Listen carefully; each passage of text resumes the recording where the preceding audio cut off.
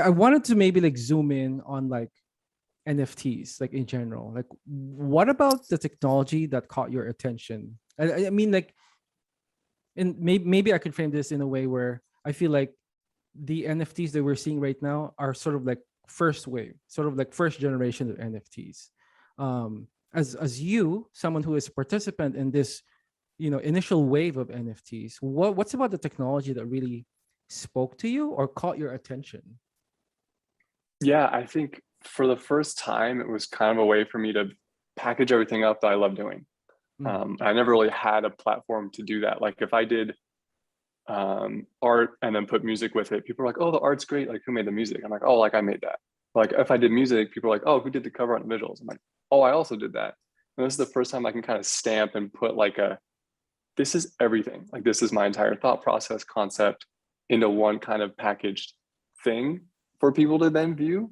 mhm, And then I'm just really excited for the technology changing to the point, or like even contracts to where you get like adaptive things or like mm, dynamic NFTs or stuff that changes throughout the day, throughout the month, with different interactions or different things happen in the world. Like I'm excited for that more so than just a static piece. And I feel like that's what's going to be coming up next is something that lives and evolves over the course of a longer Mhm. period of time versus just an immediate drop. And that's kind of like where my thought process is going to is like, okay, how can I build something that has a longer lifespan than just this contained package? Or even start to think about that. I feel like it's going to happen. It's out there. It's already happened before, but it'll evolve. yeah, yeah, I love it. I love how you were sort of like touching on um the design space for dynamic NFTs, right? Like, I think my mind goes towards like, what would it look like to have NFTs that respond to, say, temperature or Mhm. geolocation, where it would shift and change, and also like time.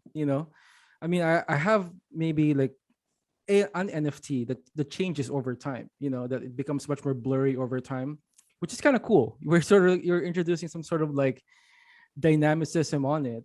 Um, and I think maybe in the future, NFTs might be a little more like organisms almost, Mhm. with its Yeah. own sort of like, yeah. I don't know if that's something that you also think about. You or Natalie, if you guys have any thoughts on that. No, yeah. I mean, right now, I think I've talked to you about it. I'm part of Mona Build. It's a metaverse building bounty. And basically, the whole metaverse I'm building, you can mint as an NFT.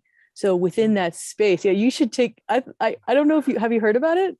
No, I gotta Oh, look dude, this up. That's crazy. I'll send you the link. The community's been amazing, and exactly everything you're saying, I just jump in and like it's been I'm learning Unity. I'm playing with, obviously I start in Gravity Sketch, 3D, Cinema 4D, go to Unity, and then use their system, their playground to export, and then basically eventually once I submit, you mint the actual space. So that's and then yeah. So for me, it's like I'm already thinking along the lines of what you're saying. Well, wouldn't it be cool if I can have those imports that I can interact with it outside once it's minted? I want to be able to adjust it. I want to be able to have the weather go to shit or have really cool Yeah. weird things come and attack you. Kind of like you think of Minecraft, like a game, that game Yeah. component, like minting a game that you have control as a little god.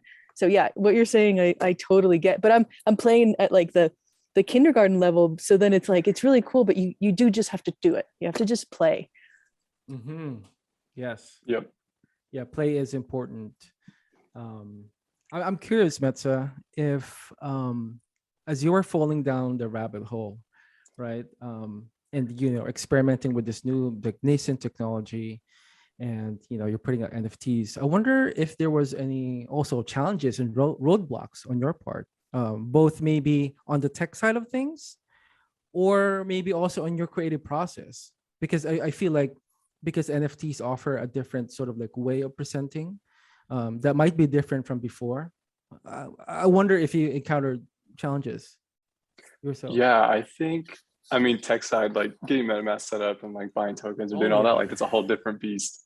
Yeah. So that like learning that in DeFi and like how to get a transaction unstuck and how to like speed up things. And then I'm trying to look into either creating a contract or using a like contract creation platform, and that's been a whole deep, deep rabbit hole. But it's exciting. I mean, it's really cool.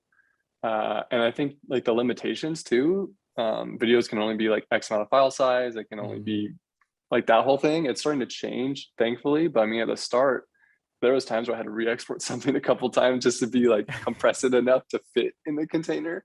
And then once it's up there, it's up there. Like you better be set and done and good and ready with everything, because you either gotta leave it or you gotta burn it. And it's like, oh my God, it's final. Which is kind of cool. I mean, considering artists' deadlines, right, for creation, you're just like, it's kind of like I don't know, for me, it really, it helps in a way, but it is scary because you can't undo that. I mean, there's something about, real. Yeah.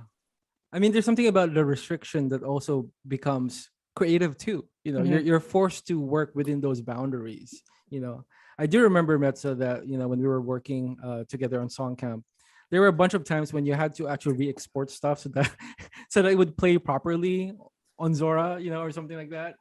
Yeah, it was like we want a transparent background. I'm like, look, that file is going to be so thick. Zora is not going to like this, and it's not going to work properly. And what happened? It didn't work, because I'm like, it's going to be a whole gig of footage, even if it says it accepts it. And yeah, just like exporting, re-exporting, getting other people's files in. Oh my goodness. But we made it. And you learn, like you find the edges pretty quick. And then you learn to step back from them and at least knowingly go into other projects, knowing the kind of boundaries. But I mean, stuff's ever changing. So like things that were in place a month or a week or whatever ago may not hold currently. And there's more and more tools being built. So it's always exciting. Yeah, it is. It is.